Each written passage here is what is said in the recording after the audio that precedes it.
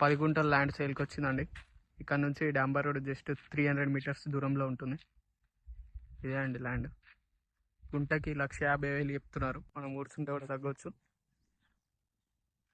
Hyderabad to Karimnagar highway నుంచి just 6 kilometres దూరంలో ఉంటుంది.